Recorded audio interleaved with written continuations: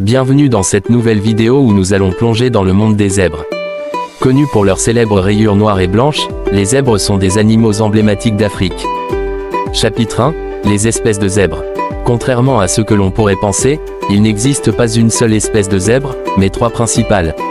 Le zèbre de plaine, Equus quagga, aussi appelé zèbre commun, est le plus répandu. Le zèbre de Grévy, Equus brevi, reconnaissable à ses fines rayures et ses grandes oreilles, est l'espèce la plus grande. Le zèbre des montagnes, Equus zebra, qui vit principalement dans les zones montagneuses, avec des rayures plus serrées. Chacune de ces espèces présente des caractéristiques uniques et s'adapte à différents environnements.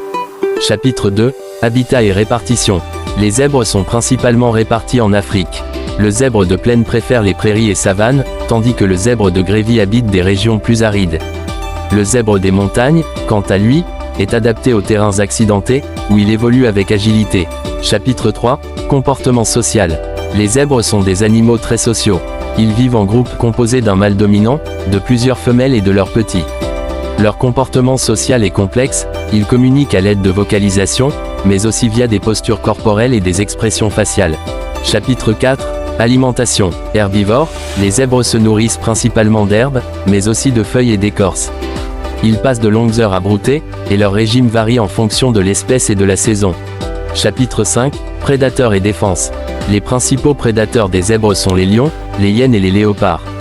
Cependant, leur principale défense réside dans leur vitesse, ils peuvent courir jusqu'à 65 km/h pour échapper à leurs ennemis. En groupe, les zèbres veillent les uns sur les autres et forment un cercle protecteur autour des jeunes. Conclusion. Les zèbres sont des créatures fascinantes, jouant un rôle clé dans l'équilibre des écosystèmes africains. Leur capacité à s'adapter à divers environnements en fait des animaux résistants, mais ils restent vulnérables face aux pressions humaines et aux prédateurs naturels.